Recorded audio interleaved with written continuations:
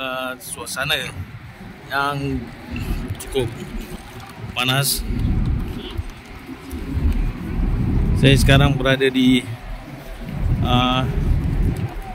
Jabal Uhud. Jabal Uhud yang detik yang bersejarah.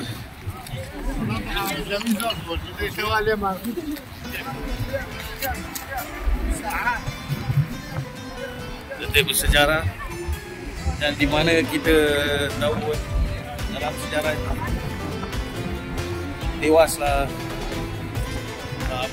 pakcik kepada Rasulullah Saidina Hamzah terbunuh waktu peperangan ini.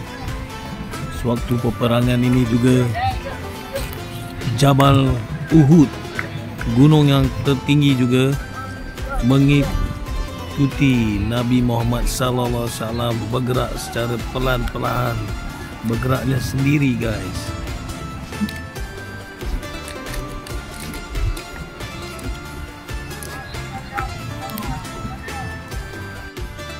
Gunung ini dah boleh panjat sana. Dan saya sekarang berada di sekitar tempat yang bersejarah, Jabal Uhud. Masa peperangan dengan musuh Nabi Muhammad perintahkan pasukan berpanah. Maka peperangan tu antara 3,000 orang-orang munafik dan musyrik berada di atas gunung ni. Cuba anda bayangkan. Beginilah kami. Lihat. Lihat di kamera. See?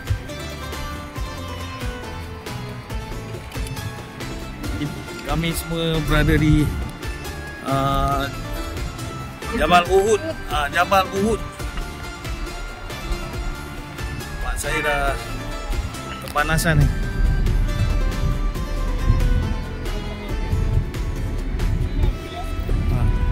Di padang pasir. Ni masjid Saidina Hamzah. Dekat Al-Fatihah. Al-Fatihah.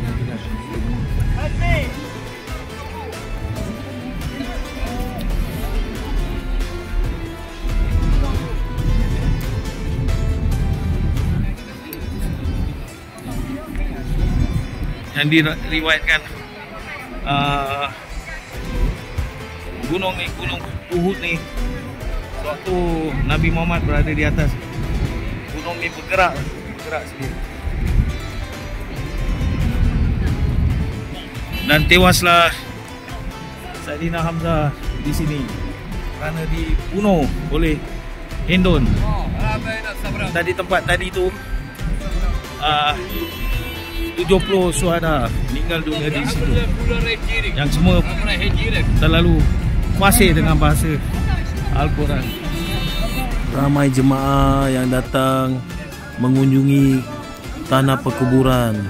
Seramai 70 insan yang teristimewa meninggal dunia. Inilah kubur yang masih ada di sini.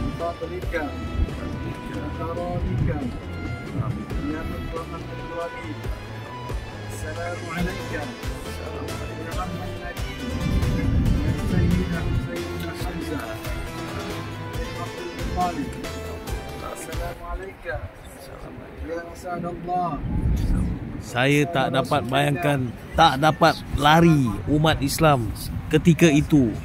Peperangan yang terlalu sengit. 3,000 askar tentera datang dengan panah membunuh 70 umat Islam yang fasih Al-Quran, dan juga Saidina Hamzah terkorban sekali. Anda cuba bayangkan waktu itu